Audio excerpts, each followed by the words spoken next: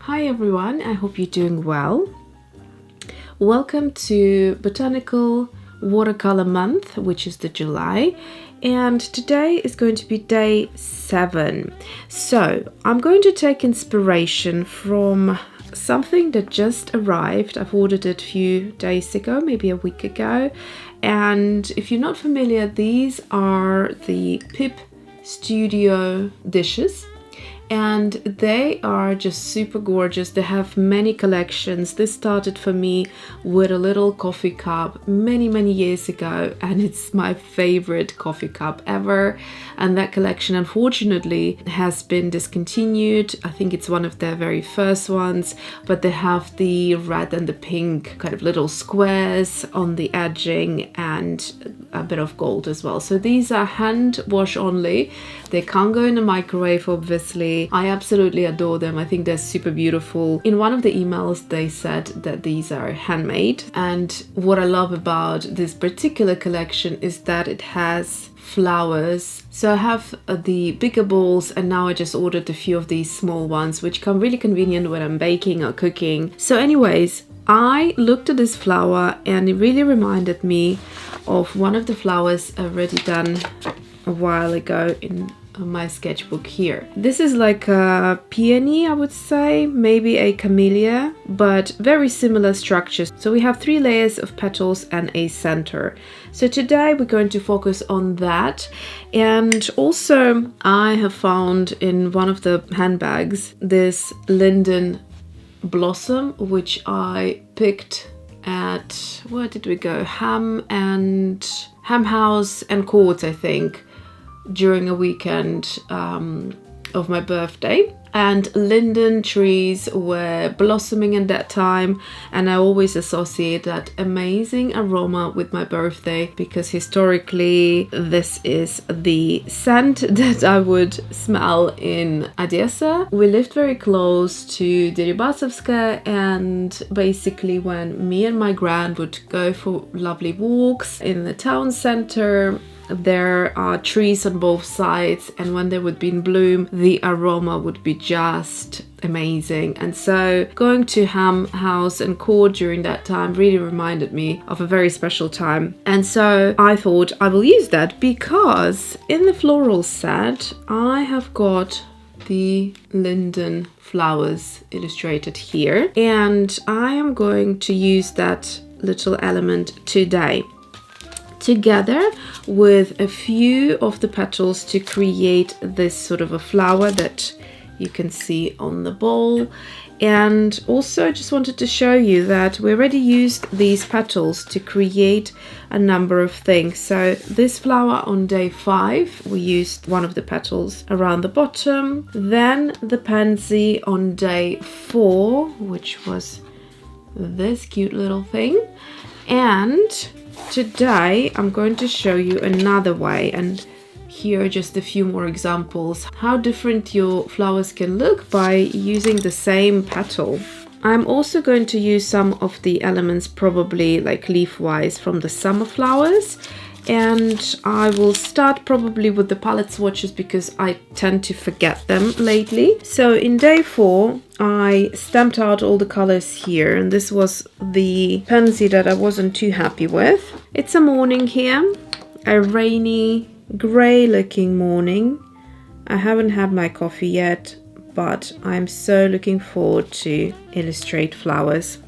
I'm so glad that I took part in this, I was going to say competition, but it's not a competition, in this challenge in a way, because I do need to produce a video every day, but I can't complain because it's drawing flowers and I love that. So I'm going to pick the smallest petal out of them 4. So to help yourself a little, you can stamp out the center, which is this one here, and that way you would know around where you need to focus your flowers. So let's go here. That would be our center of the illustration. And now I'm going to wipe the middle of the petal, which has the pointy tip, and I'm going to nestle it around it. So here we're looking for some overlapping. So erase the lines accordingly.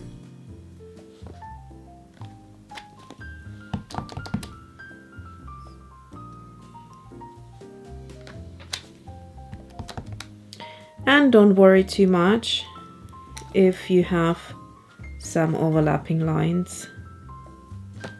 So essentially we have 5 kind of petals there. Doesn't need to be too precise. Next one, we're going to take the slightly bigger petal, which is this one. And essentially we're going to just ink up the tip of it. So we're not going to do the entire petal, and just going to layer it all around the back of the flower.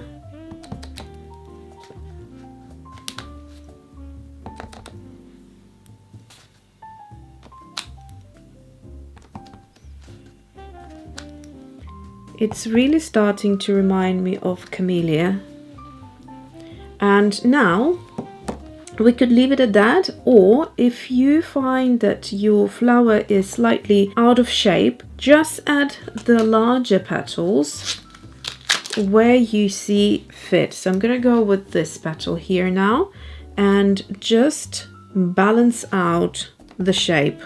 So for example, I'm going to add one here and possibly just a little corner over here and something here, but I'm going to swap to the other shape just to make it look quite organic. So that's the 4th petal right here, and that is going to go here, and it's got a different edge to it.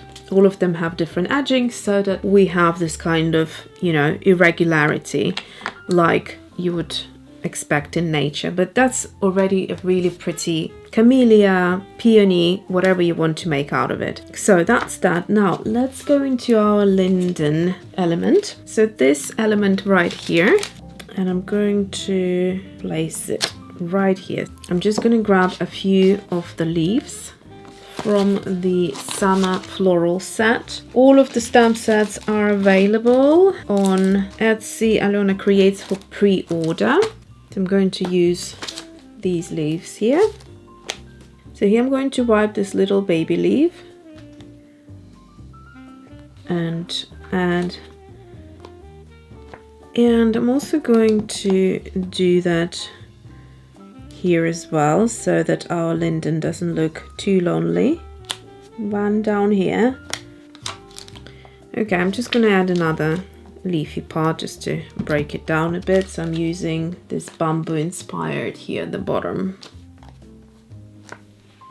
Okay, done with that. Now let's line everything out. There's so many good liners out there. The current one that I'm using is Staedtler Pigment Liner 01. So I'm just going to focus on all of the petals first. Let's take a 05 for the center. Those little dots that we have stamped, I'm just going to accentuate them a little. Let's start by lining some of these out. Now this is the time when you kind of make things neat, and if, for example, you have stamped something over the line, you can then correct it here. This is the time to do that.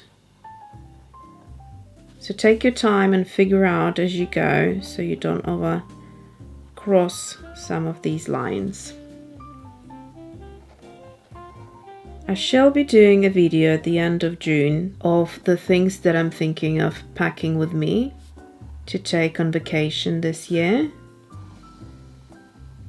And I'm fairly confident that this may be the summer when I do spend a fair amount on drawing or illustrating. So I think I'm going to definitely take some of my stamp sets with me, because they are so easy to carry around. I mean, if I just take 3 of these botanical sets, I have got so many options to stamp, and they're really, you can see, weightless and thin.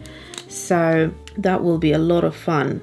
And I've never thought about it actually, but this year, because I've been enjoying florals so much, I thought it would be a good idea. Okay, then we have this linden, which is, it's got a lot of detail. So if you want, you can just stamp it black and call it a day.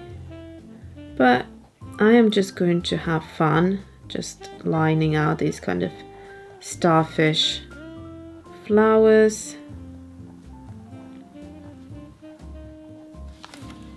So here we go, and now let's focus on the leaves.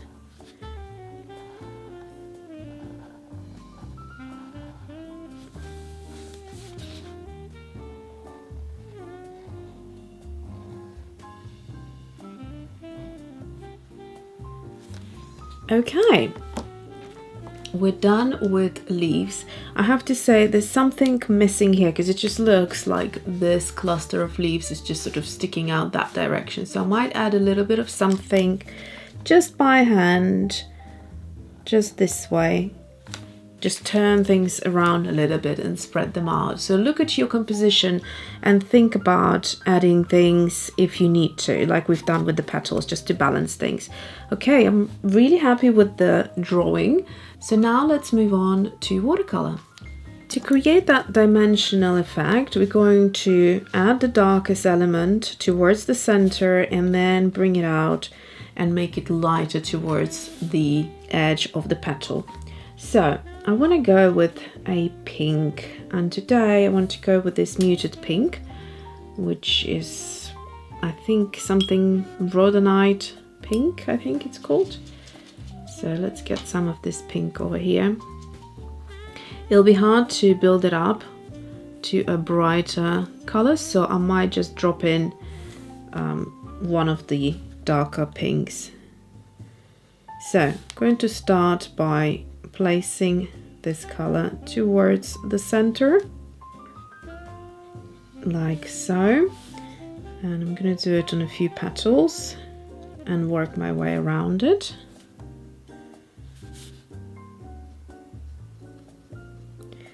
Also trying to keep a little distance between some of the petals so things don't just merge into one.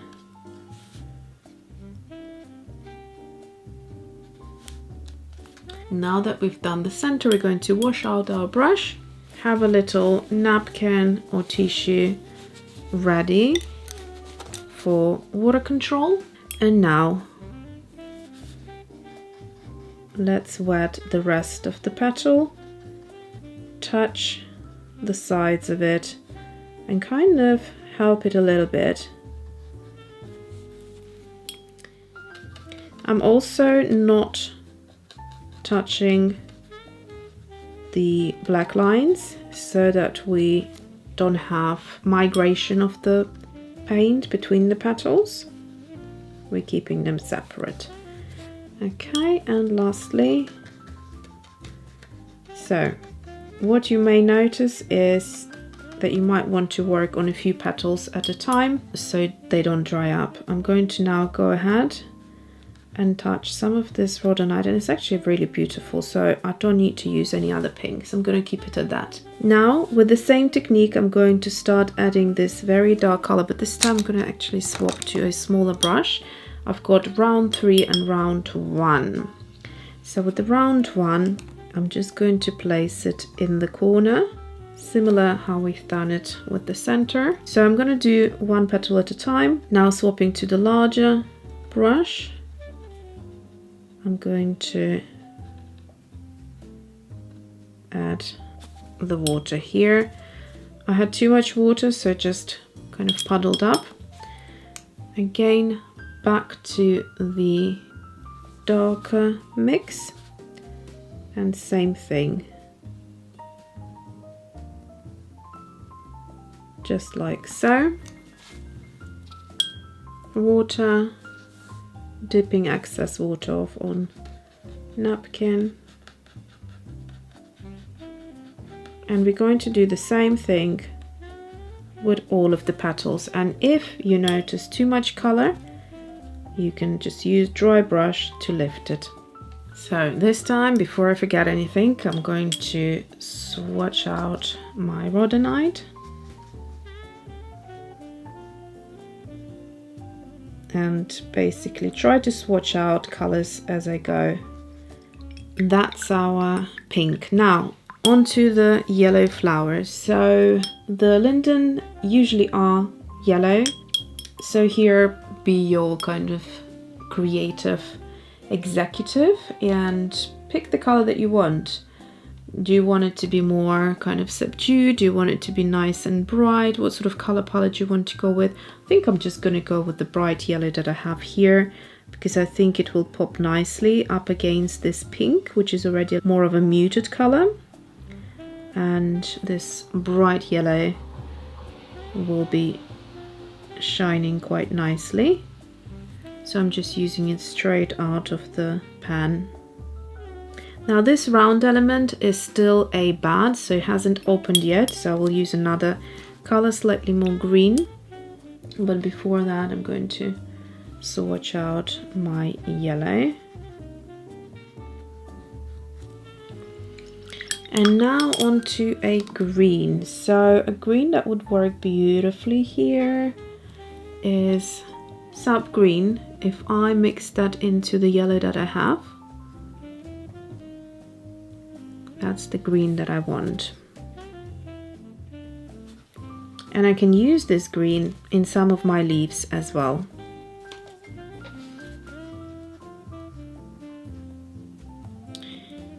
So here's a really classic palette, botanical palette here for me.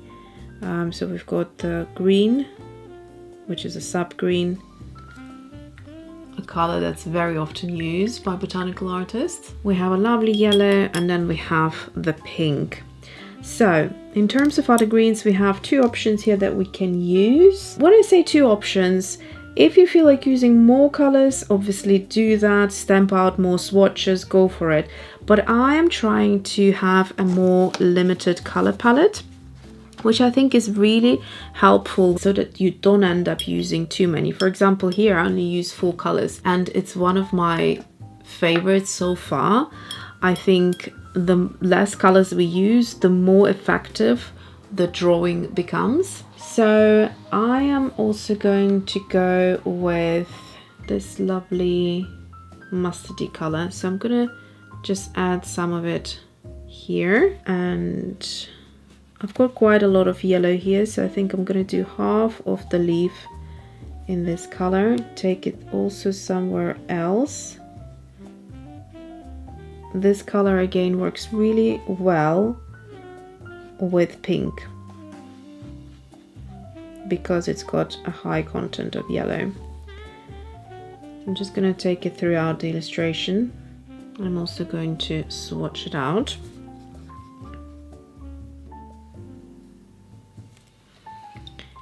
So we can mix quite a few greens now because we have got these 3 colors. So I'm thinking of something that would add a bit more contrast, and for that I'd like to go into this darkest color here. I'm going to actually mix it in with the green that I have here.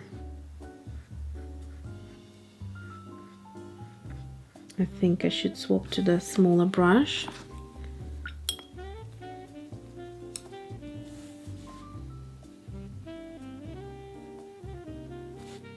And just again take it around,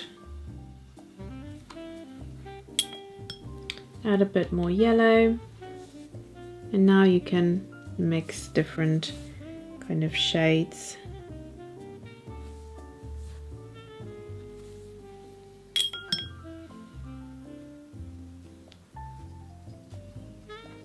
And just play with it.